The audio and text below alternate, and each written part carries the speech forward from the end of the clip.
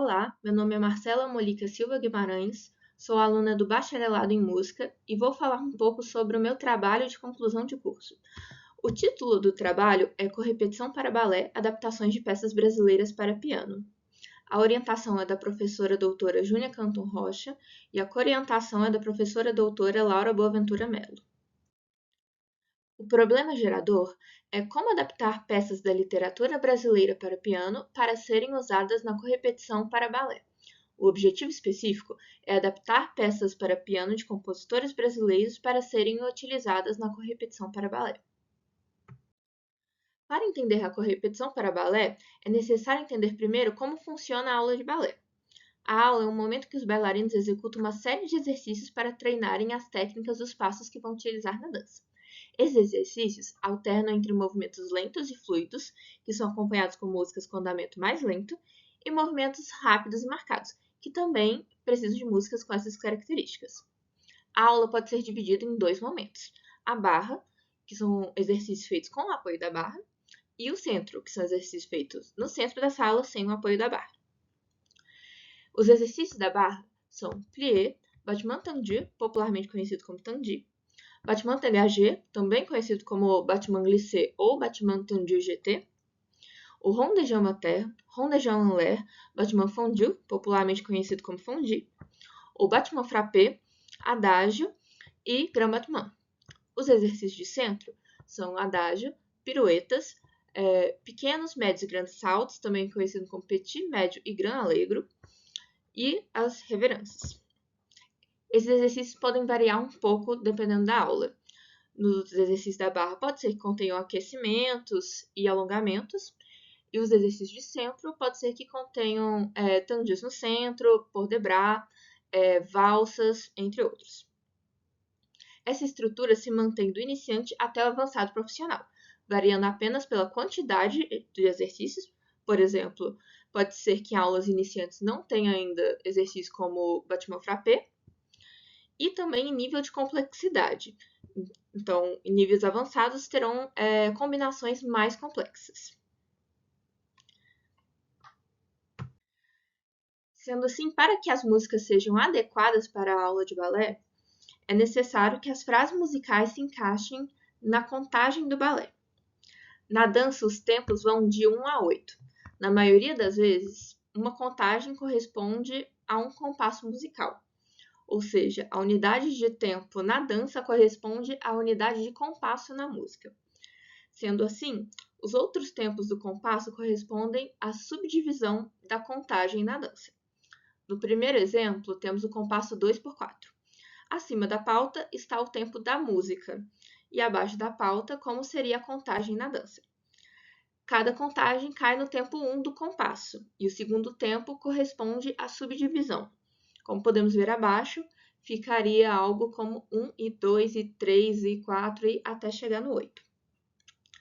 Já no 4/4, é possível contar de duas formas. A primeira sendo a contagem por compasso, sendo o tempo 3 considerado a subdivisão, e a segunda forma, que é mais semelhante ao compasso 2/4, em que a contagem cai no 1 e no 3, e os tempos 2 e 4 seriam a subdivisão desse compasso.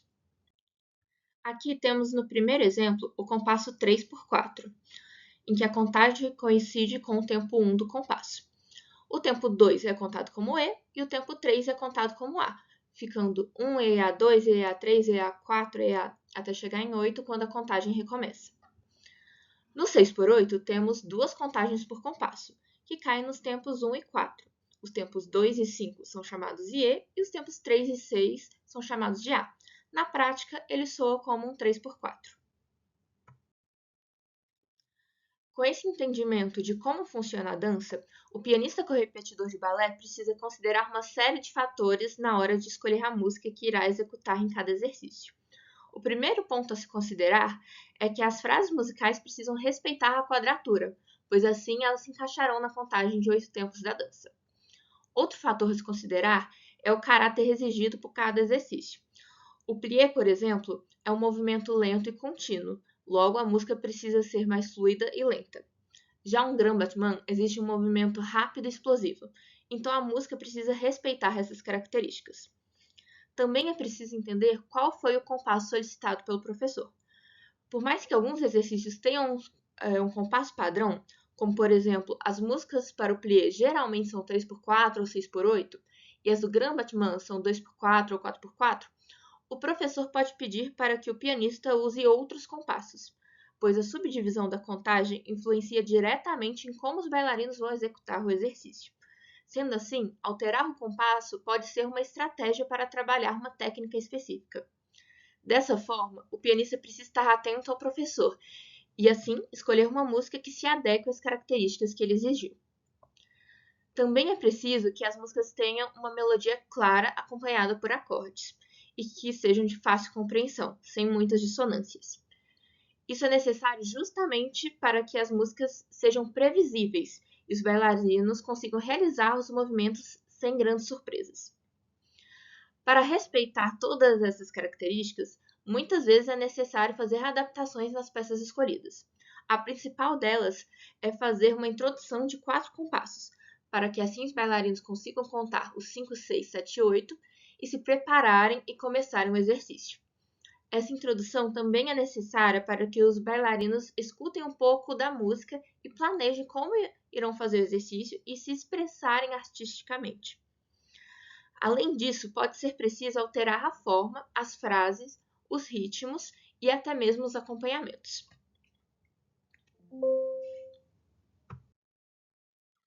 Agora temos um exemplo de uma das peças adaptadas no trabalho, que é o Choro Tango Linda Morena, de Chiquinha Gonzaga. À esquerda está a partitura original e à direita está a adaptação. Primeiramente foi feita a introdução de 4 compassos. Para escrever essa introdução, utilizei o material dos últimos 4 compassos da primeira seção, que estão destacados pela cor amarela. Mas ao invés de finalizar com 2 acordes de Ré maior, que possuem a função de tônica, o segundo acorde foi alterado para uma dominante, o Lá maior com sétima, para assim criar uma tensão que será resolvida na contagem 1, quando o exercício se inicia. Depois foram adicionadas informações relacionadas à contagem. Para auxiliar o pianista, começamos com a instrução de considerar uma contagem por compasso, e as marcas de ensaio foram posicionadas a cada 8 contagens da dança. Com isso, o ritornello e as casas 1 e 2 foram removidos.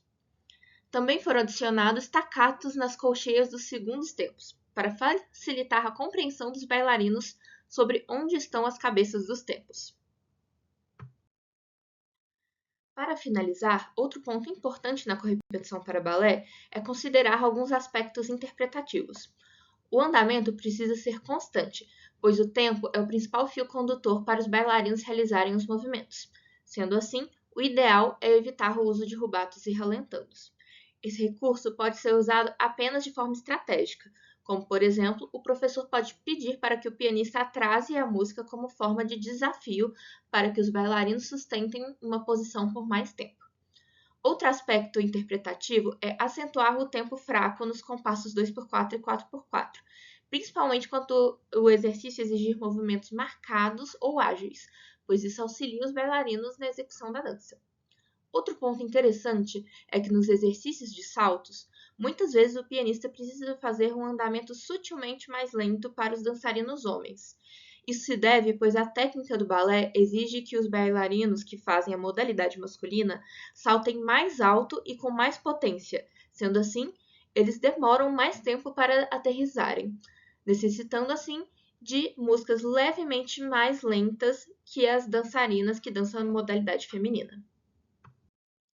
Sobre o estágio atual da pesquisa, já foram realizadas a revisão bibliográfica, observação de aulas de balé com pianista e a definição dos critérios de seleção das peças que serão adaptadas.